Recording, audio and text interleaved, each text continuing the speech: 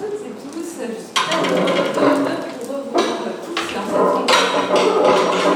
Et d'avoir surtout d'accueillir à cette occasion un vieil ami Prospero. J'allais dire que je n'osais pas dire que c'était un très vieil ami Prospero, mais en fait je pense que ça se justifie, car je viens d'interroger Jocelyn.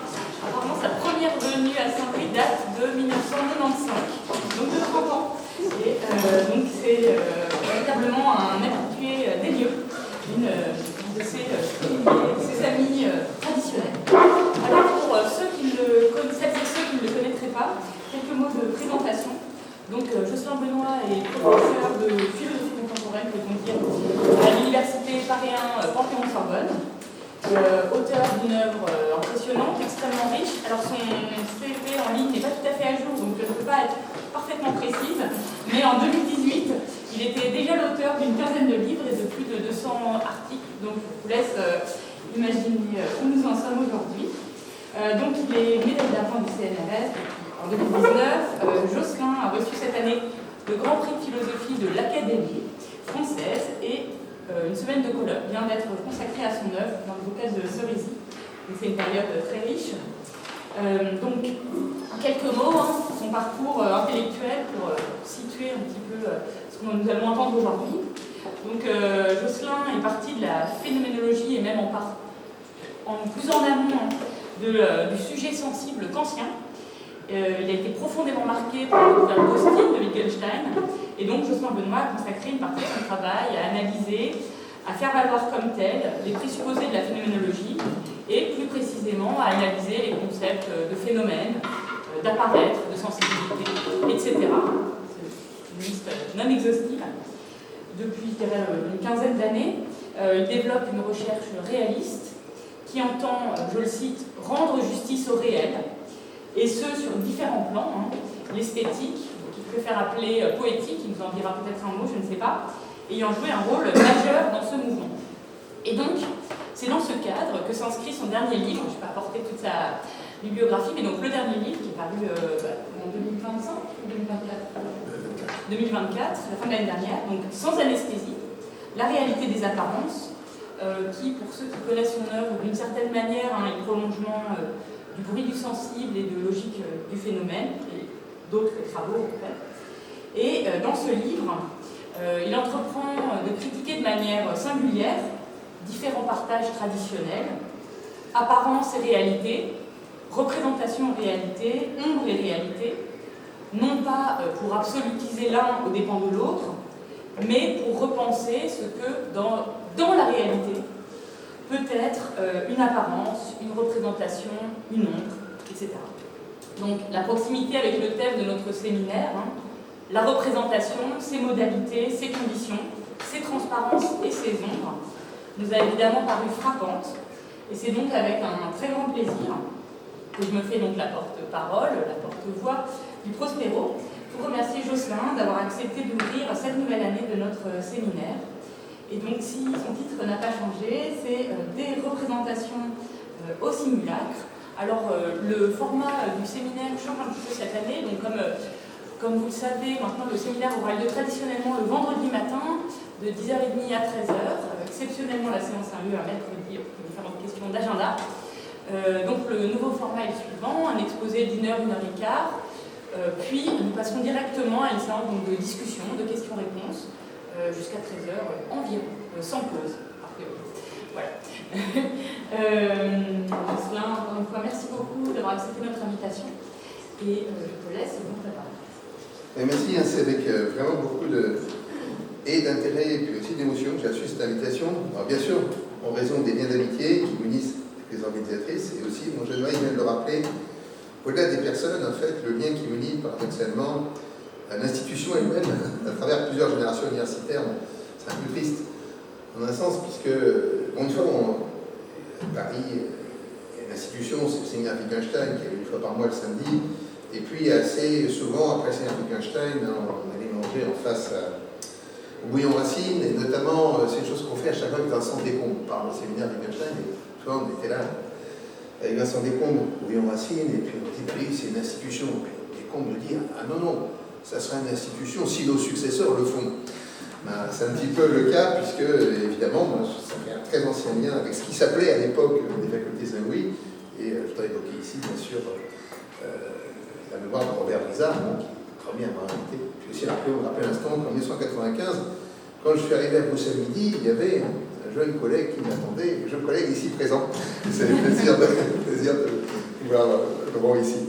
Et puis, moi aussi, j'ai accepté, c'est pas seulement du fait de ce lien, qui traverse les années maintenant, mais c'est aussi en raison du thème qui m'a été proposé.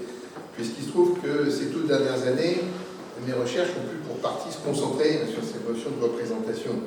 Alors, ce n'était pas du tout évident pour moi, parce qu'il est clair qu'une certaine forme d'anti-représentationnalisme avait guidé mon travail jusqu'à une date récente.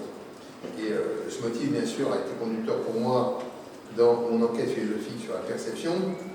Dans de nombreuses études, j'ai essayé de montrer qu'il n'y avait pas de sens à la traiter comme une représentation, ou différemment, à nécessairement supposer qu'elle passe toujours par ce qu'on appelle des représentations. C'est cependant qu'une face du problème de l'anti-représentationalisme, puisque je crois aussi qu'il n'y a pas non plus de sens à traiter les concepts comme des représentations, et cette idée était au cœur de l'élaboration que j'ai pu proposer dans mon livre Concept, de la notion de concept et de l'usage que peut avoir de cette notion. L'usage qu'on pourrait qualifier de post-hegéen. Les concepts, fondamentalement, ne représentent pas les objets, ils s'y appliquent. Et il y a une différence, nombre de grammaire entre appliquer et représenter. Cependant, mon usage du motif anti-représentationnel ne s'est pas limité au seul domaine de la philosophie de l'esprit, quoi qu'il faille entendre d'ailleurs par là. Dans mes travaux précédents, j'ai pu également développer des considérations critiques, on le voit y compris dans le dernier livre, sur la prégnance du paradigme représentationnel dans le domaine des arts, d'une façon qui n'est pas sans conséquence pour la compréhension de toute une série de pratiques et d'expériences apparentées, y compris qui ne sont pas habituellement tenues pour relever de l'art, et qu'il serait, à mon avis, également erroné de décrire en termes de représentation, bien qu'on le fasse souvent. Je pense ici de la gastronomie à l'usage privé, dit non artistique de la photo, par exemple. Il s'agissait pour moi, en premier lieu, de bousculer cette fausse évidence de la modernité, suivant laquelle il y aurait de la représentation toujours et partout, car elle constituerait une condition universelle d'accès au réel et de son usage. D'où mon intérêt pour tous ces dispositifs à caractère non représentationnel, qui permettent de construire une prise sur le réel, dont on peut attendre un bénéfice ou un autre, cognitif, esthétique ou d'autre nature. Il faudra envisager ici plus globalement les dispositifs qui ont pour objet de donner de la valeur aux choses, sans que ce réel n'y soit aucunement représenté. Cependant, ces dernières années, cette phase de critique a débouché sur une considération d'un autre type. S'il est vrai que nous avons bien d'autres façons de nous rapporter aux choses que de les représenter, et rentrons dans bien d'autres jeux par rapport à elles, il reste que c'est aussi une chose que nous faisons. Peut-être ne joue-t-elle pas un rôle aussi central dans nos vies que la modernité a fait le croire. Le bénéfice qu'il y a à adopter une perspective non représentationnaliste sur les chevaux de rapport entretenus par les êtres humains avec l'environnement, une perspective qui s'intéresse à la diversité et à la réalité des dispositifs mis en jeu dans ces rapports, plutôt que de les rabattre sur la figure abstraite et idéalisée de la seule représentation, et cependant de faire ressortir la représentation elle-même comme le fruit de certains dispositifs qu'on peut appeler représentationnels. Ces dispositifs m'ont de plus en plus intéressé ces dernières années. Non pas que je crois, contrairement à d'autres auteurs, je pense ici notamment au travail de mon ami Frédéric Pouillot, son livre important, Représentation factuelle, qu'il faudrait leur redonner une certaine centralité, mais parce que d'un côté, je pense que ces dispositifs représentationnels ont leur importance, ils permettent des registres d'expérience spécifiques. De l'autre, je pense que quel que soit leur retour apparent aujourd'hui, sous différentes figures, on peut tout simplement penser au retour du figuratif, interprété comme représentationnel en art. Et tout de suite, je m'empresse de souligner qu'une telle interprétation ne va pas de soi. Il est tout à fait possible, en effet, de concevoir des usages figuratifs autres que représentationnels, dont l'intention n'est pas primordialement représentationnelle. Tous ces dispositifs me paraissent, tout en étant pris dans une certaine forme de retour, être à présent pourtant ancrés dans une certaine forme de dépérissement, ancrés dans des évolutions propres à notre époque, évolutions qui appellent une interprétation philosophique. On doit réfléchir ici à la fois au supposé retour de la représentation et aussi à sa transformation. Que la représentation soit toujours à la fois idéale et réelle, on le sait depuis qu'on utilise le concept de représentation. On en trouvera une expression classique et particulièrement intéressante pour notre discussion, je pense, dans le petit traité décisif consacré en 1894 à la notion de représentation par le philosophe Kazimierz Twardowski. C'est aussi un retour à la source, puisque ça a commencé ici avec ça, puisque à l'époque, le travail de Jacques English, compris de traduction et d'interprétation, avait attiré l'attention sur l'importance de ce texte, les discussions sur Twardowski, et les premiers colloques à Saint-Louis en 95-96 étaient tournés beaucoup autour de ces textes-là. Le petit traité de Twardowski sur le contenu et l'objet des représentations, on peut dire qu'il a défini très largement les coordonnées de l'usage de cette notion sur le terrain de la philosophie de l'esprit, au moins pour la pensée du XXe siècle, voire encore aujourd'hui, non sans, dans une forme de répétition du geste inaugural par lequel la notion de représentation est classiquement instituée, adosser son analyse de la représentation mentale à celle de la représentation en extériorité, et plus précisément de la représentation figurée. C'est en effet une phénoménologie et une ontologie de l'image qu'on trouve dans le texte de Twardowski, une fois de plus, à la base du discours de la présentation. Je voudrais citer le paragraphe 4 donc, sur la théorie du contenu et de l'objet des représentations, paragraphe qui aborde de façon fondamentale pour l'ensemble du traité la question de l'équivocité du représenté. Twardowski écrit: on dit, cela est connu, que le peintre peint un tableau, Bild, mais aussi qu'il peint un paysage. L'opération 1 du peintre se dirige sur deux objets. Le résultat de cette opération n'en fait qu'un seul. Si le peintre a fini de peindre le tableau relativement au paysage, il a alors devant lui un tableau peint aussi bien qu'un paysage peint. Le tableau est peint, il n'est ni buriné, ni gravé, etc. Mais il est un tableau peint véritable. Le paysage lui aussi est peint, mais il n'est pas un paysage véritable, il est seulement peint. Le tableau peint et le paysage peint ne font la vérité qu'un. Le tableau présente en effet un paysage, c'est donc un paysage peint. Le paysage peint est le tableau du paysage.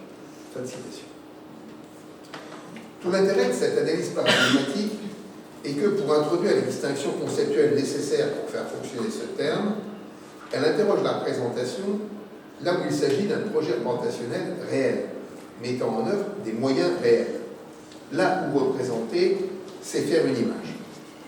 Ce qui apparaît alors, c'est que deux choses différentes peuvent être tenues pour représenter. D'un côté, on trouve le résultat effectif de l'activité déployée, qui n'existait pas avant cette activité et qui est un certain objet, qui tombe dans la catégorie image. Cet objet est réel et à ce titre a des propriétés spécifiques. Il y a un sens à l'opposer à d'autres objets réels, à commencer par celui qui le représente là où celui-ci est réel. Alors, en un certain sens, le tableau n'est pas le paysage qu'il représente, pas plus que la carte et le territoire.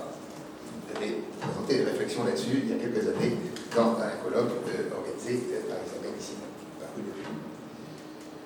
Cependant, plus intéressant encore, dans sa réalité, cette image, cette représentation, puisqu'ici l'image sert de paradigme à la représentation, se distingue de réalités de même type, qui porteraient également un projet représentationnel et éventuellement le même projet. Il faudrait évidemment interroger les conditions sous lesquelles ce projet peut seulement être qualifié comme le même, mais en utilisant des moyens différents. Une peinture n'est pas une gravure en taille douce. À vrai dire, à cet égard, nous pouvons produire des représentations de tout type. De l'autre côté, il faut distinguer de se représenter, au sens du produit de l'activité représentationnelle, ce qui, précisément, est représenté par ce produit.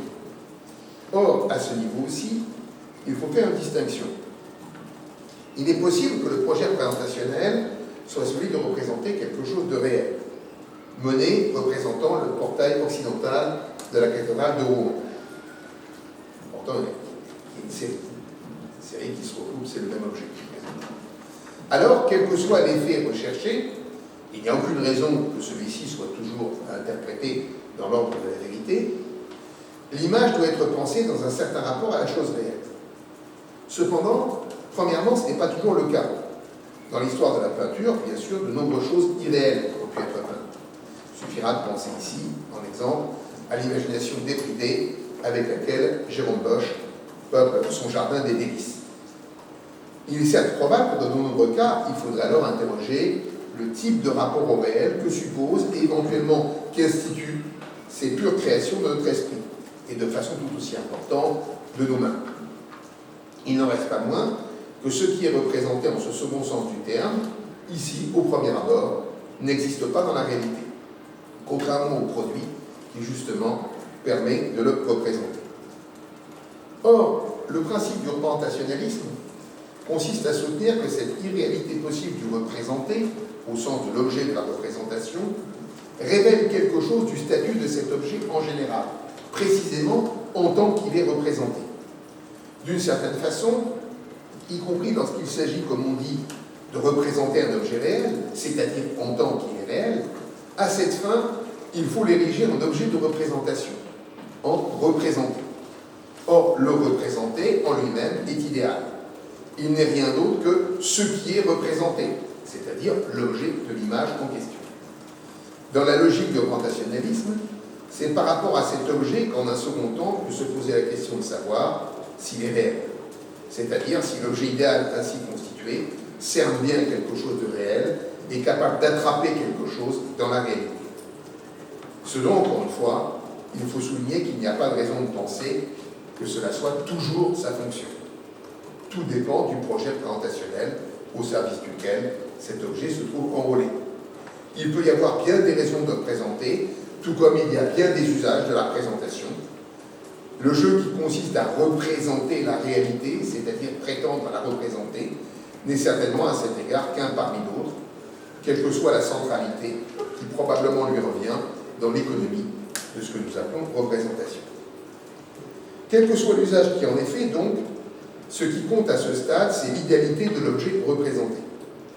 La pointe de l'analyse de Twardowski, concernant les deux sens du représenté, réside en effet dans la mise en lumière d'une véritable différence ontologique, celle entre deux modes d'être qui ne sont pas au même sens du terme. Je cite la suite du texte de Twardowski, paragraphe 4. Le mot peint joue donc un double rôle. S'il est employé pour le tableau, il apparaît comme une détermination. Il détermine de plus près la constitution intrinsèque du tableau, suivant quoi celui-ci est un tableau peint et non pas buriné, gravé, produit par xylographie ou phototypie, etc. Si on dit au contraire du paysage qu'il est peint, la détermination peint apparaît alors comme modificatrice, car le paysage peint n'est précisément pas un paysage, mais une surface de toile traitée par le peintre selon les lois déterminées du coloris et de la perspective. Le paysage peint n'est plus un paysage, mais un tableau. Fin de citation. Sur la toile est peint un paysage. Autrement dit, la toile représente un paysage. Le paysage qui est sur la toile, en tant qu'il y est représenté, cependant, n'est pas un paysage au sens propre du terme, pour parler comme Aristote, mais précisément un paysage représenté. À cet égard, son être n'est pas différent de celui du tableau, ou en tout cas, il en dépend. Il n'est qu'en tant qu'il y est inscrit. En même temps, le tableau, en tant que tableau, ici, représente quelque chose, qu'il y ait d'ailleurs quelque chose qui correspond dans la réalité ou non, et dans l'affirmative, qu'on le compare à cette chose réelle ou non. L'être de se représenter, qui est intrinsèque au tableau, en tant qu'il est tableau représentatif, n'est pas de même type que l'être du tableau, en tant que chose réelle parmi les autres, ou que l'être d'un paysage réel, là où il y en a un. Reprenant la distinction établie par son maître Brentano, Twardowski distingue ici les prédicats réels ou déterminants, qui déterminent l'être propre d'un sujet, et les prédicats modificateurs, qui altèrent ce que signifie pour ce sujet d'être. Pour l'image, être une image peinte et non gravée, dessinée ou ciselée, est un prédicat déterminant qui la constitue dans sa réalité en la distinguant d'autres réalités. Être une image peinte, c'est une façon d'être une image, par opposition à être simplement dessinée, qui en est une autre. En revanche, être un paysage peint, ce n'est pas être un type particulier de paysage. C'est être un paysage en un sens différent, qui en un certain sens n'est pas un paysage du tout, pas un paysage réel, comme on dit. La distinction, bien sûr, est celle de l'être intentionnel et de l'être réel, qui situe cette analyse dans la plus pure tradition aristotélicienne. En effet, on ne peut qu'être frappé par le point auquel ces lignes, à l'orée de notre contemporanéité, elles fixent en un sens à la grammaire, ce qui va discuter sur qui est de compréhension du XXe siècle, constituent en fait une réécriture du célèbre passage du De Memoria, qui, à la lumière de son interprétation par les commentateurs arabes, a été traduit y compris par les scolastiques dans un sens qui les a conduits à inventer la notion de représentation. De façon fondatrice, mais aussi extrêmement problématique, prendre raison de notre capacité à nous remémorer de ce que par définition nous ne vivons plus actuellement, Aristote invoque la présence conservée dans notre esprit d'une image imprimée par l'épreuve initiale de l'objet, qu'il compare explicitement à une peinture, zographema type. Évidemment, c'est intéressant que la peinture, initialement, c'est toujours la peinture des vivants, la peinture des zographema. Évidemment, ce modèle d'explication de la mémoire, qui a le beau jour devant lui, soulève des difficultés énormes. À l'arrière-plan, on peut déceler un postulat présentiste. Pour expliquer que nous ayons actuellement rapport à quelque chose qui serait censé ne plus être présent dans notre esprit, la seule solution est de supposer qu'il y a quelque chose qui y est encore présent. On peut redouter qu'un tel principe d'explication, si populaire que les sciences de l'esprit ont les plus grandes difficultés à y échapper, n'ait pour résultat d'occulter la mémoire en tant que relation sui generis à ce qu'il y a, qui en ouvre une dimension spécifique, celle du passé. Comme si, en quelque sorte, en expliquant la mémoire, on la défaisait. D'autre part, une telle explication, si elle est possible, court bien sûr le risque d'une certaine circularité. En effet, une fois qu'on a introduit quelque chose comme une trace mnémique pour expliquer le fait que nous ayons un rapport à ce qui pourtant n'est plus là, il faut de nouveau se demander comment l'esprit est capable de rapporter cette trace actuelle précisément à ce qui n'est plus là. On retrouve là, avant la lettre, toutes les apories du représentationnalisme. Aristote, avec le génie des instaurateurs, bien sûr n'ignore pas la question. C'est exactement à celle-ci que son ontologie par présentation avant la lettre entend répondre. Je cite, « Comment, tout en percevant le fantasme, nous rappelons-nous l'objet absent que nous ne percevons pas ?» C'est qu'en réalité, l'objet absent, en un certain sens, est dans le fantasme présent, dans la mesure où celui-ci est une image, ou bien comme une image. Je crois qu'il est important de garder en vue que le texte repose explicitement sur une comparaison. C'est une image de cette chose qui est là. Cet être, cependant, c'est là la pointe de l'analyse, qui en ce sens est bien essentiellement ontologique, est un être sui generis. En effet, je cite Aristote, si l'animal peint sur un tableau est à la fois un animal et une copie, et donc bien en un sens un animal, il l'est, suivant une ambiguïté ontologique d'autant plus troublante qu'elle est à première vue insoluble, puisque sa façon d'être un animal, c'est d'être un tableau et aucune autre chose. Aristote dit, tout en étant un et le même, il est ces deux choses. La seule résolution de l'ambiguïté consiste à ne plus simplement différencier des genres de l'être réel, des genres de choses, mais à distinguer radicalement deux modalités d'être. C'est ce que dit Aristote. Je cite, l'être cependant n'est pas le même pour les deux. Tometo einai ou toton amphoi. Donc ce qui est différent, c'est l'einai, c'est l'être même de ces choses. L'animal peint est également un animal et une certaine surface peinte sur la toile, mais pas suivant la même modalité d'être. Il n'est en effet un animal qu'en représentation. En introduisant ainsi cette différence dans ce que c'est que d'être pour le tableau lui-même et pour ce qui est représenté en lui en tant qu'on le considère simplement comme représenté en lui, Aristote nous introduit dans l'antichambre de ce qui deviendra chez ses héritiers scolastiques et modernes la distinction entre l'être réel et l'être intentionnel. Évidemment, cette distinction, aussi classique que puissante, fait naître de nombreuses questions. Après tout, le représenté ne fait-il pas partie de la réalité de la représentation elle-même? N'en est-il pas un ingrédient déterminant? Par exemple, une peinture de cathédrale se distingue d'une peinture de temple grec, entre autres choses, par le fait bien réel d'être une peinture de cathédrale et non une peinture de temple grec. Mais aussi, plus précisément, par la cathédrale représentée elle-même qui y figure et qui est une part de son identité et de sa réalité en tant que l'objet réel qu'elle est en tant que peinture. D'autre part, il n'est peut-être pas si évident que les animaux peints ne soient pas aussi un certain genre d'animaux à côté des animaux réels. Quand j'étais enfant, j'étais terrifié par un crocodile qui s'étalait sur 2 pages en plein d'efforts, dégageant des charbonneaux menaçantes au beau milieu d'un livre de dessins en vive couleur, lu 1000 fois, malgré, sans doute à cause, bien sûr, du crocodile. Ce crocodile était bien réel dans mon existence. Non pas que, comme dans un certain intellectualisme se enclin à suggérer, en tant que pauvre enfant que j'étais, je ne suis capable de faire la différence entre comparaison et réalité. Je savais bien qu'il s'agissait d'un dessin de crocodile.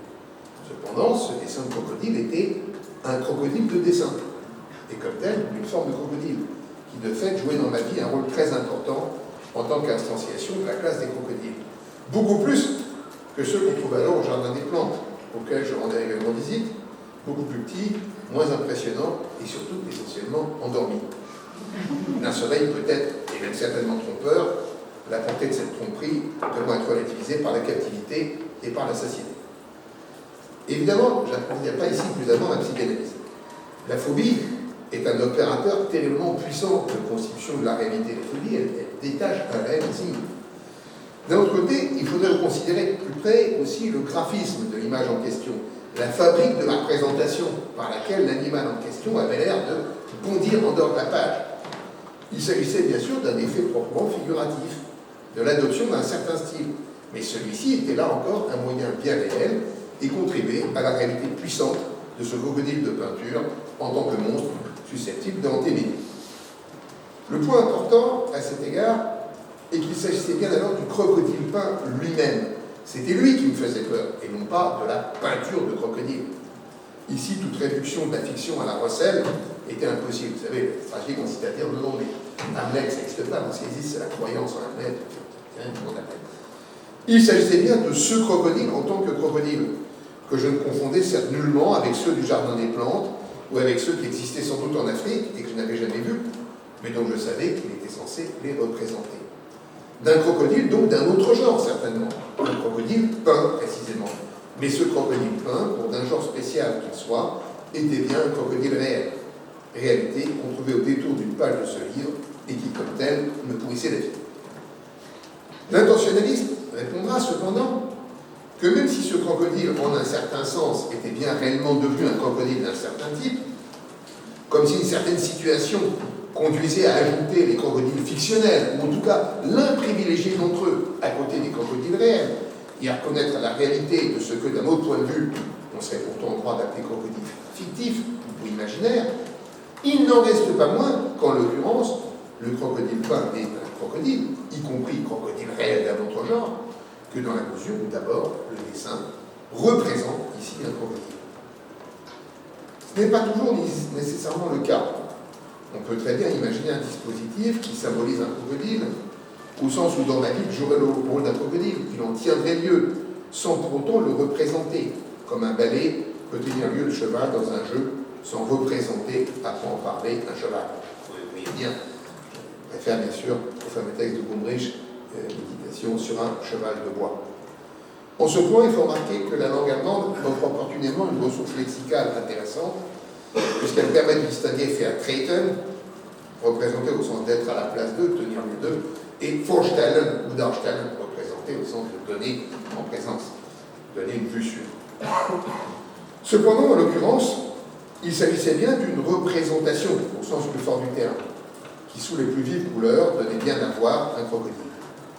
Quelle est la puissance originaire de la représentation, au sens prégnant du terme, si ce n'est de donner à voir ce qu'on n'a pas actuellement sous les yeux, indépendamment de cette représentation. Ou plus subtilement, puisqu'on ne peut pas exclure le cas où on a sous les yeux à la fois la chose et sa représentation. De donner à voir ce que, autrement, on ne ferait que voir. La différence fondamentale ici est celle entre le donner à voir et le voir. Or, un tel exercice suppose bien une forme de conversion ontologique. La production, par le truchement d'un certain artefact, une image, d'une chose qui n'est qu'en tant que représentée. Comment rendre justice ontologiquement à cet en tant que, autrement qu'en introduisant dans l'être la différence d'un être intentionnel par opposition à l'être réel? Que cet être intentionnel, par après, puisse, dans nos vies, sous certaines conditions, constituer un appel du réel lui-même, voire un réel extrêmement important, ce qu'on pourrait appeler un réel insigne, est au fond une autre question. Ce fait crucial de notre existence ne remet pas en question la structure représentationnelle, ni l'idéalité de l'objet représenté qui définit celle-ci. Il les présuppose, au contraire, comme condition même de la réalité très particulière qui émerge. Or, ce que je voudrais retenir ici de l'analyse aristotélicienne, c'est en fait plutôt l'envers de ce constat. D'un côté, il y a l'ambiguïté ontologique de la chose représentée, qui à la fois est bien la chose qu'elle est ou qu'elle prétend être, mais intentionnellement, et en même temps dont l'être réel, en première approche au moins, s'identifie à celui de l'image qui la représente. Ce discours ontologique sur la chose représentée jette cependant aussi inversement une lumière sur l'image elle-même. Celle-ci, d'un côté, est image d'eux et se pense essentiellement relativement à ce qu'elle représente. De l'autre, elle est une certaine disposition de traits et éventuellement de couleurs dans un certain médium. Pour le dire avec Aristote, l'image, je cite, est quelque chose qui existe par soi, autotica toto, et elle est la représentation d'une autre chose, alou. Les deux choses à la fois. Ces lignes jettent les bases d'une distinction fondamentale pour la tradition associée au concept de représentation. Celle entre la réalité de ce qui par ailleurs fonctionne comme représentation et son fonctionnement aux capacités de représentation de l'autre, interprété comme intentionnalité. Or, la pointe du texte aristotélicien est de nous permettre d'envisager la distinction entre ces deux dimensions comme ouvrant la possibilité d'un changement d'aspect. Il est possible, dit Aristote, de considérer l'animal représenté comme animal, os zoon, ou comme copie, os eikona. De la même façon, il est possible de considérer l'image dans sa réalité, ou bien inversement, simplement en tant que représentation de quelque chose. S'ouvrent ici, me semble-t-il, deux points de vue possibles sur la représentation. Or, s'il est bien un trait caractéristique du processus d'idéalisation qui a accompagné l'invention par la philosophie moderne du concept de représentation, c'est la récession du premier point de vue. La philosophie s'est toujours moins intéressée à ce qu'on pourrait appeler la réalité de la représentation au profit de l'idéalité du représenté. Il y a dans ce déplacement d'intérêt une logique. En effet, il est probable qu'en un certain sens, ce déplacement est intrinsèque à la représentation.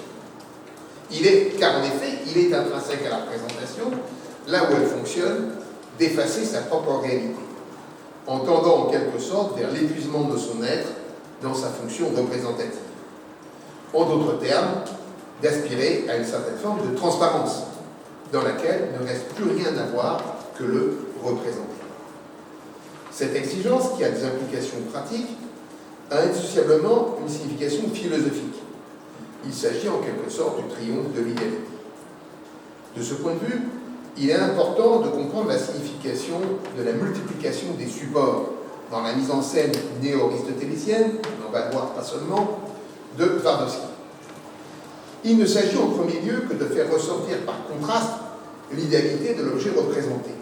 En un sens, peu importe qu'il soit gravé dans les reins, figuré sur le papier ou inscrit dans l'air par des traits de feu. Ce qui est suggéré ici, c'est son indifférence au médium. Celle-ci, bien sûr, est relative. Et il faudrait raffiner en s'interrogeant sur les différents formats que peut revêtir la constitution de cette idéalité, dans laquelle, sous certaines conditions, la matière peut compter. Mais le fait qu'elle compte est alors lui-même idéalisé et fait partie alors de l'identité idéale de l'objet, au-delà d'une variété d'inscriptions ou d'instanciations possibles. Plus radicalement, c'est précisément une identité qui est pointée en tant qu'elle transcende différentes incarnations possibles. Il paraît fondamental, au sens du représenté, en tant que représenté, que le même objet puisse être représenté à différentes occasions et de diverses façons, dans différentes représentations réelles, qui alors, sous certaines conditions, peuvent être comptées comme la même représentation du point de vue idéal. là où la dimension idéale de la représentation, en tant que représentation d'objet, est privilégiée, cette contrainte exercée sur la représentation, idéalement, s'achève en transparence. On ne voit littéralement plus la représentation dans sa réalité, pour ne voir que l'objet qu'elle représente. J'ai envie de mettre ici entre parenthèses. Ça s'achève en présentation.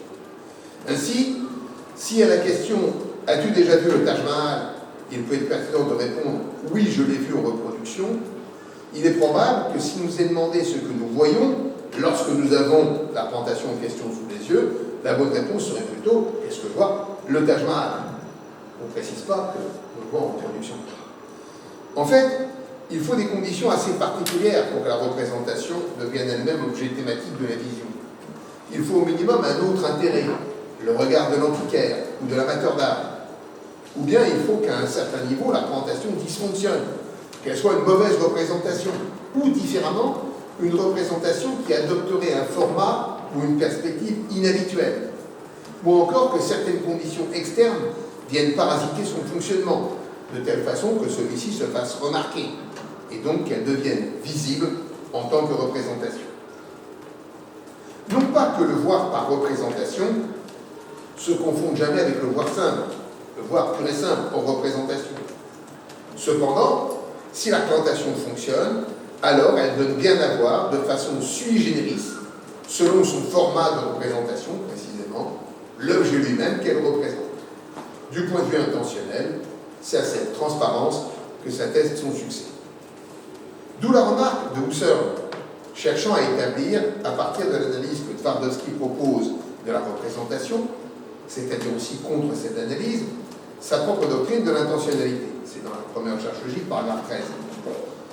Le phénoménologue insiste alors sur le fait que l'activité de la conscience, dans ses actes intentionnels, à commencer par ceux paradigmatiques pour sa caractérisation de l'intentionnalité en général, qui relève de ce qu'il appelle intention de signification, n'est orientée que dans une seule direction, celle de l'objet. Et dans une seule direction, polémiquement, c'est contre l'idée de Twardowski de l'orientation dans deux directions.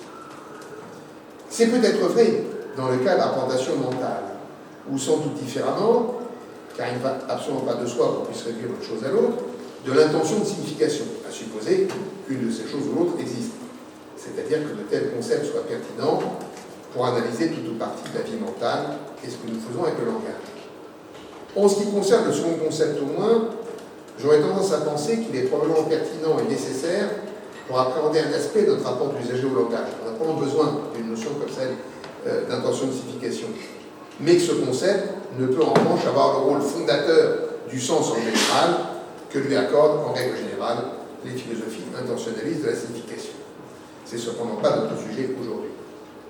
Le point qui m'intéresse ici est plutôt que cette remarque, faite par Husserl, suivant la tendance générale des philosophies représentationnalistes, a pour arrière-plan une analyse qui, chez Twardowski, se rapportait au moins en un premier temps à la représentation en extériorité, ces représentations qu'on fait dans un certain matériau et qui sont des objets du monde, certes utilisés en un second temps par Twardowski lui-même comme modèle pour ce qu'il appelle la compréhension de la représentation mentale, ou plutôt pour construire le concept d'une telle représentation mentale. À cet égard, l'observation de Husserl présuppose elle-même aussi une interprétation du fonctionnement des dites représentations en extériorité. Elle tire sa légitimité de l'idée que d'une certaine façon, là où la représentation fonctionne, la représentation ne nous intéresse pas. Elle s'épuise dans la représentation de son objet. Or, à cet égard, me semble-t-il, il faut mettre en avant deux points.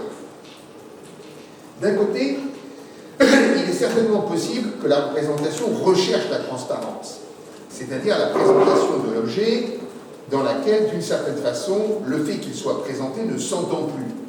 Il n'y a plus d'interférence. Une telle présentation dont aurait été éliminé tout bruit, pour reprendre une métaphore dont j'ai fait centralement usage dans un de mes livres, que j'aimerais rappeler en introduction, constitue certainement un idéal du représentationnalisme moderne. La réalisation de cet idéal, cependant, n'a rien que de très réel. Elle passe par la mise en œuvre de moyens définis, une certaine régie de la représentation en tant que réalité. La transparence, bien sûr, n'a rien de naturel. Elle n'est pas pure émergence de l'objet, comme si celui-ci crevait le mur de la représentation. mais plutôt adéquation de la représentation donnée de l'objet à ce qu'elle doit être, compte tenu des moyens mis en œuvre et de la grammaire suivant laquelle c'est l'objet qui peut être représenté. En d'autres termes, la transparence est construite. Elle est un certain effet qui correspond à une certaine esthétique, à une certaine attente d'encodage informationnel des choses, etc. Dès lors, si un certain effet est possible, d'autres, évidemment, le sont aussi. De ce point de vue, l'hypothèse twardowskienne d'une activité représentationnelle tournée dans deux directions, vous l'avez dit, a une réelle fécondité. Elle est sans doute gênante, là où il s'agit de modéliser la vie mentale. Sa métaphore peut en effet induire une conception selon laquelle se représenter quelque chose, il faut insister peut-être sur le caractère sui generis de cet usage pronominal du verbe représenter, quand il s'agit de représentation mentale, se représenter, c'est pas représenter une représentation, c'est en avoir une, ce qui n'est pas la même chose. Donc, bien sûr que la formule Twardowski peut peut-être induire une conception tout à fait problématique sur laquelle se représenter quelque chose, cela passerait par le fait de se représenter aussi la représentation de cette chose. Et c'est là-dessus, bien sûr, que le but Husserl veut jouer une certaine lecture d'intentionnalité contre un certain type d'orientationnalisme. Aussi, ai-je longtemps salué, je le faisais dans un texte de 95, à l'époque lié aux discussions qu'on a eues ici, dans la remarque de Husserl, comme la promesse d'une évasion en dehors de ce paradigme représentationnaliste qui a longtemps dominé la psychologie des modernes. Plus besoin d'image mentale. La flèche de l'intentionnalité, pour ainsi dire, nous conduit directement à l'objet. À vrai dire, je ne suis plus sûr aujourd'hui que la théorie phénoménologique de l'intentionnalité ne demeure pas, en un autre sens, prisonnière d'une forme de représentationnalisme large. Tout dépend bien sûr de ce qu'on tient pour déterminant dans le concept de représentation. L'intermédiation par une image mentale ne constitue probablement qu'une interprétation particulière de représentationnalisme. Il y en a aussi d'autres exemples. Quoi qu'il en soit, je suis au contraire aujourd'hui frappé parce que ce que la construction twardowskienne donne à voir de la représentation au sens propre du terme, qui offre originairement son assise à la métaphore de la représentation mentale. À savoir qu'il y ait précisément là deux choses à voir. Le regard peut se tourner vers l'objet que la représentation donne à voir, c'est sa fonction, mais il peut aussi se retourner sur la représentation elle-même, en tant qu'elle a une certaine réalité, et une réalité d'un certain type. Sans doute, l'idée d'une double orientation du regard est excessive. Là où la représentation accomplit sa fonction, il est probable qu'en un certain sens, sa réalité propre s'oublie, ou plutôt se fonctionnalise, n'apparaît plus qu'en tant que moyen de la fonction représentationnelle. L'intérêt est pour ce qu'elle représente et la façon dont elle le représente. D'un autre côté, de cette façon, suivant les cas, peut faire partie de façon plus ou moins insistante le fait qu'elle le fasse avec certains moyens. Dans certains cas, l'idéalité du représenté s'assigne dans une certaine forme d'indifférence au médium, ou en tout cas, il est possible d'adopter ce point de vue. Aussi y a-t-il par exemple un certain sens à écrire une histoire du crâne en tant qu'objet représenté dans différents médiums par l'art, des vanités classiques au crâne de Damien Hirst. Dans d'autres cas, l'idéalité porte en elle la référence à ce médium, comme définissant le type de représenté particulier qui est recherché. Le représenté est alors, par exemple, un représenté dessiné au fusain. Il faudrait mettre des traits d'union comme ça, par opposition à d'autres types de représentés. Serait-il possible de concevoir l'araignée qui pleure de Dillon-Redon autrement que dessiné au fusain? Cependant, y compris dans le cas où la matière compte, d'un certain point de vue, qui est celui de la transparence, le représenté absorbe, pour ainsi dire, sa représentation. Il est certes représenté d'un certain type, ce qui suppose la mise en œuvre d'un certain médium. Toutefois, c'est le représenté, non le médium, qui est vu. Évidemment, il en est différemment là où nous sommes confrontés à un médium dont nous n'avons pas encore incorporé les règles de fonctionnement. Celui-ci se rappelle alors obstinément à notre attention, parfois d'une façon telle que notre capacité à pleinement faire jouer la fonction représentationnelle, entendue comme fonction récognitionnelle d'un objet, se voit remise en question. Une telle défaite de l'objet, cependant, n'est pas non plus nécessaire. Il suffit que le médium se manifeste dans une certaine forme d'indifférence à cet objet pour qu'à cet égard, un seuil soit franchi. Celui où la fiction de la pure représentation n'est plus tenable, mais où la représentation se met à exister dans une réalité qui peut elle-même devenir l'enjeu d'une activité artistique d'un autre type. Avec cette revanche du médium, c'en est fini de la transparence, ou en tout cas celle-ci trouve sa limite. Elle rencontre un principe d'opacité qui constitue son envers et ouvre un champ où peuvent s'exprimer d'autres possibilités, se déployer d'autres grammaires que celle du représenter au sens canonique, où représenter, ce serait représenter un objet. Baudelaire, peintre de la vie moderne, a proposé une figure d'une telle subversion dans l'apologue du mauvais vitrier, commenté dans ce sens, de façon répétée, par Claude Amer. De façon significative, la partie proprement narrative du poème en prose, on remarquera que l'invention même d'ailleurs de ce genre, un poème en prose, brouille le code de la prose en tant que prose du monde, et discours supposé s'effacer par la tentation de son objet. Le poème en prose commence par l'ouverture d'une fenêtre. Celle-ci ouvre sur cette figure de la vie moderne qui est la rue, dans ce qu'elle peut avoir d'insupportable, et que l'artiste appréhende, il faut le noter, selon des modalités qui ne se réduisent pas à la visualité. Le cri perçant, discordant du vitrier et la lourde et sale atmosphère parisienne.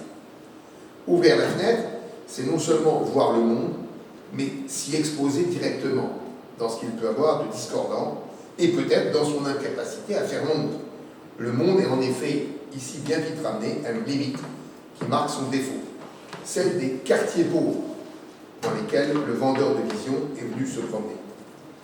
Or, que le Camelot a-t-il à proposer face à cette absence de monde, si ce n'est la transparence d'une vitre censée en donner à voir la grisaille telle qu'elle est? On trouve ici le modèle d'une représentation réussie, qui efface sa propre consistance en tant que médium en devenant symboliquement vitre transparente. Évidemment, cette transparence est une construction. Elle suppose un montage d'un certain type, une certaine qualité de verre, traité d'une certaine façon si on veut éviter les reflets et les effets qu'on qualifie de déformants. La bonne forme, cependant, selon laquelle les objets apparaissent à travers la vitre comme ils sont, comme on dit, est un produit et non une nature. Elle renvoie à un certain regard, à une certaine façon de regarder à travers la vitre, dans laquelle la vision de la même chose, la représentation et ses doubles, ici une présentation que son caractère média prend apte à servir de paradigme de la représentation, met toujours en jeu une telle identification. C'est toujours une question de mêmeté. Cerner la même chose. Ici, c'est la vision de la même chose à l'œil nu qui est censée faire dans. La bonne vitre est censée nous donner la chose telle qu'on la verrait à l'œil nu. Que ça soit quelque chose de construit et que ça n'aille pas de soi, pour le comprendre, une expérience élémentaire suffit. En nous mettant à quelque distance, regardons la vitre de la fenêtre et ce qui apparaît comme un tableau, au lieu de l'utiliser comme un œil sur le dehors. Un regard alors en chasse un autre. Et généralement, non seulement ce qui y apparaît change de statut, au premier chef passe de 3 à 2 dimensions, mais la consistance de la vitre elle-même réapparaît inévitablement. L'œil est désormais attiré par sa surface qu'il ne voit pas lorsqu'il l'utilise comme instrument optique. Dans le poème de Baudelaire, l'acte gratuit, puisque c'est bien de ça dont il s'agit, l'acte gratuit avant la lettre de l'artiste, consiste à briser les vitres.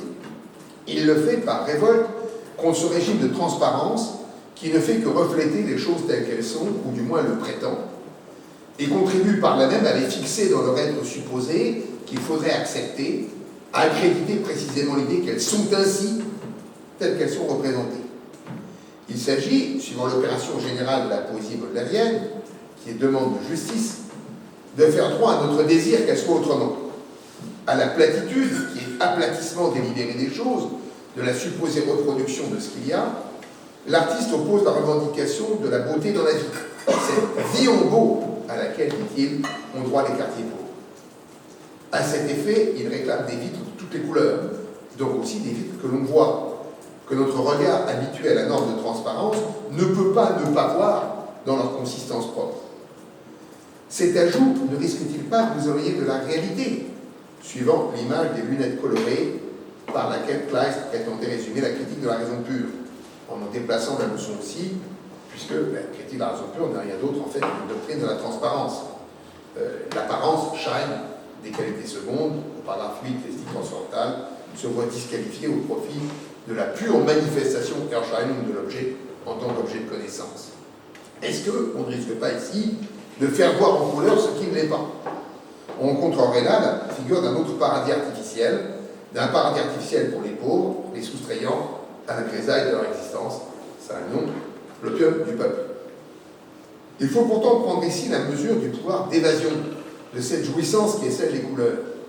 Elle ne masque pas tant la réalité qu'elle ne vient en perturber le code, qui est celui de la représentation supposée vraie, c'est-à-dire aussi seul format reçu conforme de vérité. Or, dans l'apologue baudelairien, cette subversion n'est pas seulement ni tant théorique que pratique. Le texte, dans sa paradoxale apologie avant la lettre de l'acte gratuit, est essentiellement l'histoire d'un basculement subi, éruptif, du théorique dans le pratique. En brisant la vitre qui produisait la transparence, l'artiste libère le kaléidoscope des couleurs, ces couleurs dont est fait un certain type de représentation, mais qu'elle efface aussi en les mettant au service du projet de la représentation de quelque chose, précisément.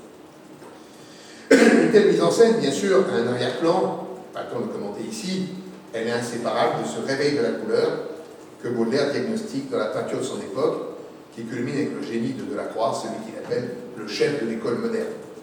La couleur, de moyen représentationnel, y est promue au statut de dimension compositionnelle de la peinture elle-même, dans laquelle celle-ci se donne à voir comme peinture. Si la couleur des matières nous frappe si fort dans cette peinture, c'est qu'elles sont devenues fondamentalement couleurs du tableau, c'est-à-dire ont été libérées dans cette capacité.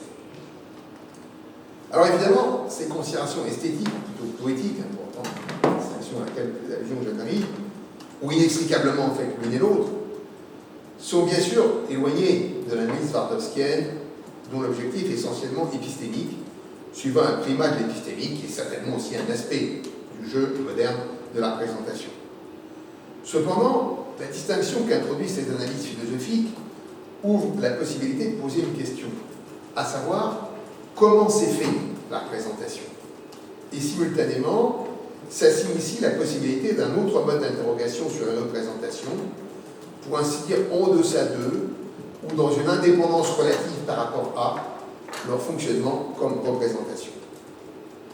On trouvera là les deux phases d'une seule et même opération, qui consiste à restituer une certaine forme de réalité aux représentations, au lieu de les entendre comme pure idéalité, en miroir, en quelque sorte, de l'idéalité de leurs objets. Un tel déplacement conceptuel conditionne un tout autre point de vue et une toute autre prise épistémologique sur la représentation. Il importe au plus haut point lorsque, par exemple, il s'agit d'apprécier la portée de ce qu'on appelle aujourd'hui, ça date un peu depuis les années 80, disons du XXe siècle, histoire des représentations.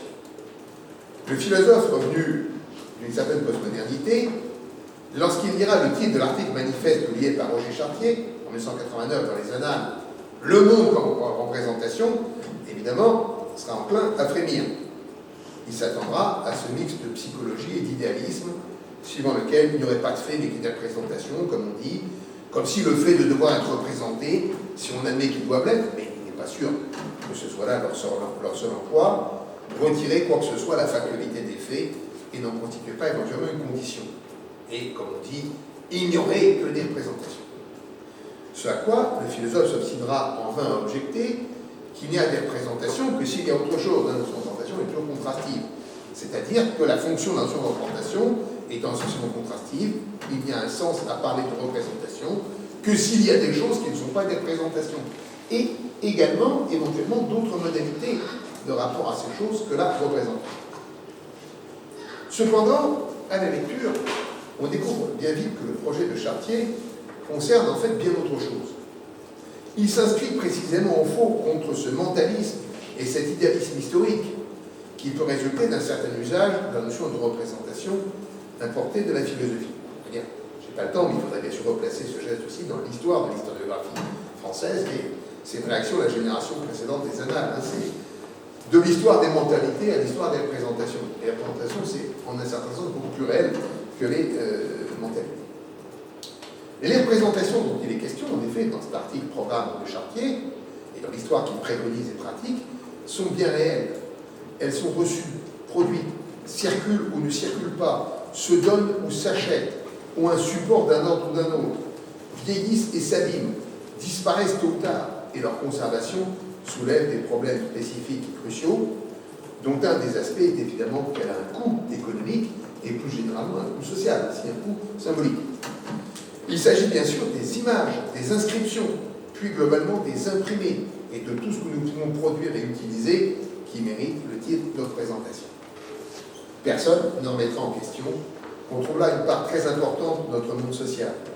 Et une histoire qui ignorerait les pratiques correspondantes et les objets dont celles-ci font usage passerait certainement à côté d'une dimension essentielle de la vie sociale. Au-delà, il n'est peut-être pas aberrant de soutenir que la capacité de notre monde à faire monde, précisément, soit suspendue à de telles opérations représentationnelles et à la circulation de leurs produits. Ce qu'on appelle mondialisation, hélas, aurait-il été concevable sans le partage réel, la circulation de certaines représentations, à commencer par celle du globe planétaire. Le motif « le monde comme représentation » pourrait donc avoir une valeur plus qu'aspectuelle, nous inviter à plus qu'à voir comme, mais proposer en fait une explication d'une part essentielle de la réalité de notre temps et peut-être sous d'autres formes, d'autres temps. Ces analyses n'ont cependant la valeur historique qu'elles ont que parce que sous le titre de représentation, elles attendent quelque chose de bien réel et qui donc a lui-même des conditions réelles, même s'il modifie aussi le statut du réel. Reste ici, sous le titre de représentation, se voit confondu bien des choses qu'on gagnerait peut-être à distinguer. Notamment, bien sûr, il ne va pas de soi qu'un livre puisse être appelé une représentation. C'est même ça qui intéresse d'abord Chartier. Il est bien vrai que de certains livres, on dit qu'ils donnent une représentation de quelque chose, par exemple d'une certaine époque. Que leur projet thématique soit de donner une telle représentation ou non. Ils peuvent aussi le faire dans les faits, tout en ayant d'autres objectifs, non particulièrement représentationnels. Il est probable, cependant, qu'un texte ne devient une représentation qu'en vertu d'un certain régime d'écriture, qui lui donne un tel statut. Il est très douteux que tous les textes, par principe, méritent une telle appellation. Et pour la mériter, je crois qu'il est certain qu'il ne suffit certainement pas de parler de quelque chose. Parler de quelque chose n'a jamais suffi à produire une représentation de quelque chose. Sous quelles conditions bien particulières parler de quelque chose devient-il le représentant? Il y a donc dans cette mise en équation une généralité qui me gêne, comme un résidu sans doute de l'idéalité de la présentation, qui serait inconditionnellement qualifiée comme en relation par sa simple prétention à avoir un objet. Et à mes yeux, ça ne suffit pas. Il me semble en effet que si toute représentation n'est pas une image, mais on peut parfaitement, sous certaines conditions, admettre par exemple une représentation de mots, après tout l'idéal de la rhétorique depuis les anciens, est-ce que ça n'a pas toujours été, comme on dit, de nous mettre les choses sous les yeux, mais comme on dit parfois, de les représenter vivement. Il a représenté vivement la situation dans son discours. Donc il faut faire droit à ce genre de phénomène, ce genre d'emploi. Il est tout de même très difficile d'expurger un sur de représentation, ce concept du modèle de l'image, qui continue de le travailler, y compris métaphoriquement, suivant cet axe rhétorique précisément qui est celui de la métaphore. Il me semble cependant aussi que cette grande confusion babélique, dans laquelle tous nos moyens d'expression et de communication se trouvent tout uniment reversés au compte du concept unique de représentation, a quelque chose à voir avec une évolution du type de réalité recouverte originairement par cette notion. Évolution qui trouve initialement son ressort dans l'ambiguïté ontologique qu'on a essayé de cerner. Pour terminer, je voudrais en effet faire ici l'hypothèse de ce que j'appellerais le dépérissement du concept de représentation. Dépérissement dont sa banalisation et pour ainsi dire son aplatissement ontologique, qui à partir de la représentation, pourrait en fait être possible. En vérité, la mise en scène par Twardowski de ce qu'on pourrait appeler la variété matérielle de la représentation est très remarquable. Le décalque assez servile du texte aristotélicien, évident ici, n'est en un sens qu'apparent. En effet, si le philosophe polonais réactive bien une bonne vieille distinction scolastique, celle entre l'intentionnel et le réel, il le fait dans un champ d'expérience qui est proprement celui des modernes. Même, qui veut citer cette notion, employer la notion plus haut au sens de la modernité, etc. Là, ce serait plutôt de ce qu'on appelle en allemand du moderne, le modernisme en anglais, de la modernité. Si l'image, comme dans le texte source du De Memoria relu en un sens intentionnaliste, est bien au centre de l'analyse, On est impressionné par l'attention prêtée par Twardowski aux variations possibles du support et corrélativement de la nature de cette image. Tableau peint, buriné, gravé, produit par xylographie ou phototypie. Phototypie, c'est vraiment son époque, non? Ce qui émerge, ce qui se fait à l'époque. Or, le tour technique pris par l'image nous fait ici franchir de frontières. Ni la xylographie, ni la phototypie, ni même la simple gravure ne peuvent être considérés comme d'autres tableaux qui donneraient simplement d'autres vues, voire sous certaines conditions la même vue sur le même objet. En effet, comme l'a diagnostiqué Benjamin dans son texte très célèbre sur l'œuvre d'art à l'ère de sa reproduction technique, le basculement de l'image dans le régime de sa reproductibilité de droit à l'identique lui confère une toute autre signification. Dans son idéalité, en tant qu'image 2 et image 2 d'un certain type, l'image est fondamentalement imitable. C'est-à-dire qu'on peut essayer par les mêmes, comme éventuellement par d'autres moyens, de reconstituer tant bien que mal une représentation analogue de l'objet. La reconstitution de la visée pourra, suivant un contexte, pensons simplement à une variation d'éclairage, requérir des moyens tout à fait différents. Ce qui compte alors, c'est le maintien de l'identité d'une idéalité. La reproductibilité, quant à elle, fonctionne selon un autre axe. Elle est fondamentalement reproductibilité de l'image en tant que réalité.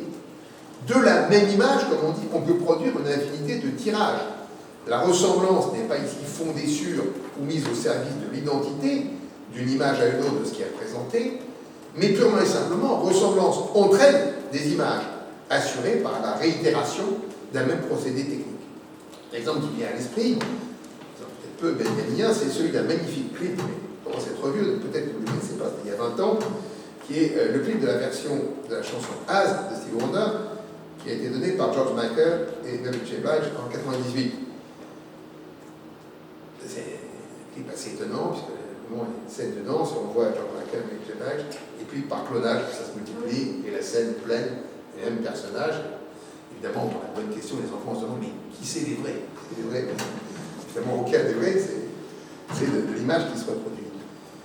Il serait bizarre, dans ce clip, de dire que l'image à l'écran représente George Michael et Mary J. Blige. Et encore plus bizarre, ou en fait bizarre pour la même raison, car en fait c'est un seul et même problème, de dire que les images qui se multiplient à l'écran, au fur et à mesure que la danse s'emballe, représentent, comme on dit, la même chose. On a plutôt affaire, purement et simplement, à la reproduction à l'infini d'une image de George Michael et Mary J. Blige. C'est l'objet image de George Michael et Mary J. Blige qui se reproduit, qui sert plutôt ici de motif générateur, de telle façon qu'il ne soit plus possible de dire, qu'il n'y ait plus de sens à le faire, quelle serait la prise de vue originale, même si en réalité tout a bien été fabriqué à partir de l'une d'entre elles. En réalité, il y a bien un motif générateur, mais en tant que motif générateur, il s'efface, il ne s'agit pas de donner authenticité, il s'agit juste de multiplier de l'image. La reproductibilité instaure un rapport horizontal d'image à image, y compris d'ailleurs d'image d'objet à image d'objet, et non plus vertical, indexé à la transcendance supposée de ce dont l'image est l'image. Cette évolution technique, mais aussi ontologique et même métaphysique, puisqu'elle a des conséquences sur la valeur que nous prêtons aux choses et à leurs images, on le sait, Walter Benjamin l'a décrite en termes de perte de l'aura. Or, si l'aura, telle qu'il l'évoque, a bien quelque chose d'exceptionnel, elle est le genre de chose, dit-il, qui ne se produit que dans la grâce d'une fois, einmalig. Il la caractérise en termes d'apparition d'un lointain, Erscheinung einer Ferne, si près puisse-t-il être, so nah sie sein mag. Et l'expérience paradigmatique sur laquelle s'assoit ce concept, emprunté à la poétique rilkienne, est celle du chêne de montagne qui apparaît à l'horizon. Dans le poème de Rilke, qui constitue la référence implicite de Benjamin, le poème Spaziergang, la promenade, est mise en exergue la capacité du regard d'être déjà là-bas, en anticipation du chemin. Schon ist mein Blick am Hügel, den besonnten Wege, den ich kaum begann voran. L'apparition, dit le poète, nous saisit depuis le lointain. So fast und das, was wir nicht fassen konnten, vor der Entscheidung aus der Ferne an. Bien sûr, s'exprime ici, il s'agit de la chose même. Ce sens de la chose même, auquel nous dit Benjamin, il faut renoncer à l'heure de la reproductibilité mécanique. de ce qui, en un certain sens, excède nos capacités de représentation. Si c'est la chose même, c'est plus que la représentation. Nous saisit plus que nous ne le saisissons, dans une expérience où la présence est plus forte que la présentation. À cet égard, à l'âge de la présentation, on pourrait dire que l'aura demeure l'exception. Le fait de certaines représentations distinguées qui savent en quelque sorte faire prévaloir la présence sur la représentation. Il reste, et c'est un point qui n'est pas élucidé par le texte de Benjamin, que de cette présence à la présentation, il existe bien une forme de solidarité.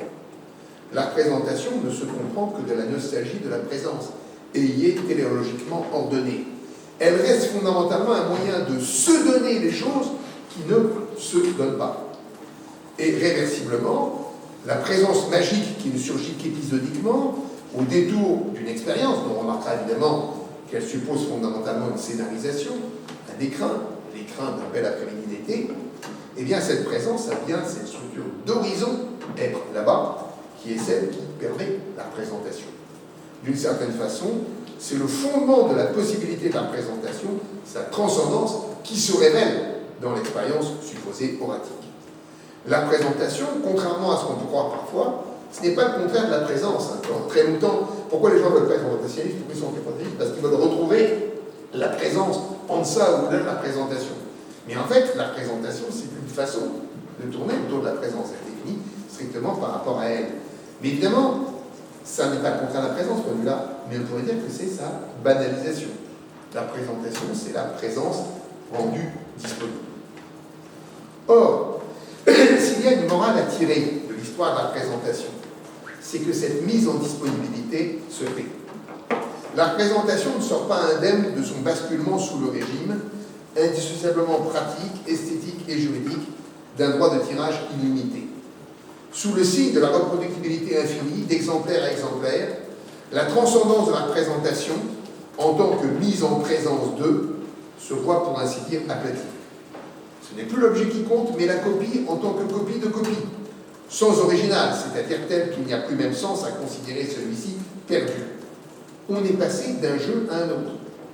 Comme l'a bien diagnostiqué Benjamin, ce qui est ainsi levé, mis pour ainsi dire hors jeu, c'est le mystère de la chose même, ou alors une poétique bien particulière et requise, avec ses conditions d'usage et de réception, pour que celui-ci soit rétabli. Je pense notamment à toutes les magnifiques considérations de Benjamin dans sa petite histoire de la photographie, autour du pictorialisme en photographie, dans cette époque de la photographie, mais qui est aussi un archaïsme, qui est aussi d'une certaine façon ce que la photographie doit dépasser pour devenir pleinement humaine.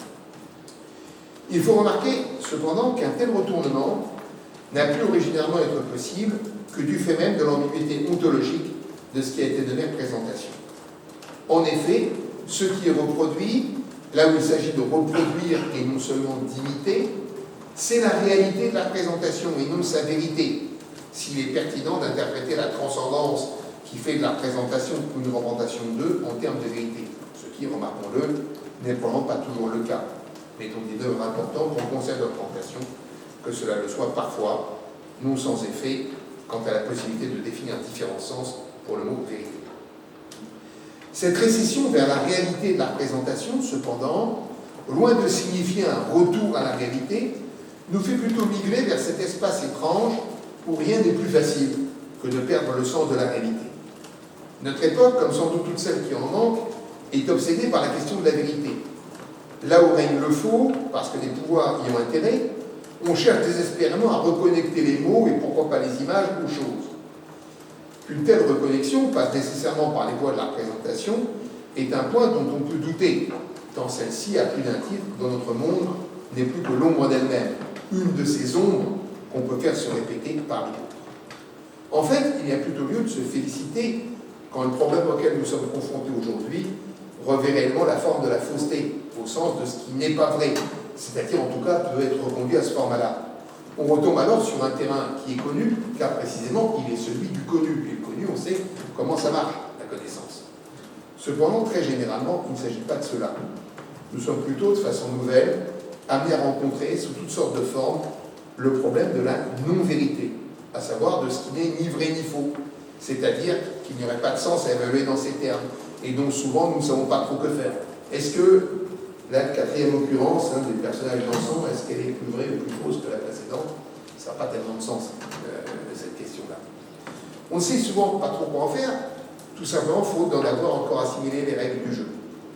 Le jeu de la simulation, qui semble être le plus courant aujourd'hui, avec ses puissances d'exaltation et d'oubli, de décharge et de dépression, est au-delà de la vérité et de la fausseté. Il faudra donc d'autres catégories pour le penser. Il ouvre cependant un autre écart par rapport à la réalité. Celle-ci, à être reproduite et devenir en quelque sorte plus reproductible, change de signification. Notre temps n'est pas tant celui du faux, si par faux on entend le contraire du vrai, que celui de l'irréel ou du déréalisé. Or, si l'irréel ou le déréalisé sont des modalités de la réalité, ils en changent la signification aussi. En ce sens, il serait faux, ou en tout cas inadéquat, de dire que ce qui n'est plus du tout une représentation, puisque cette représentation, c'est, comme on dit, simplement une réalité. Ou alors, simple, ici, serait un nouveau prédicat modificateur, l'inverse, en quelque sorte, de celui de l'intentionnalité. Un désintentionnalisé, cependant, n'est en aucun cas l'origine à laquelle l'intentionnalité était censée porter en soi la référence, comme ce qui l'a constituée elle-même.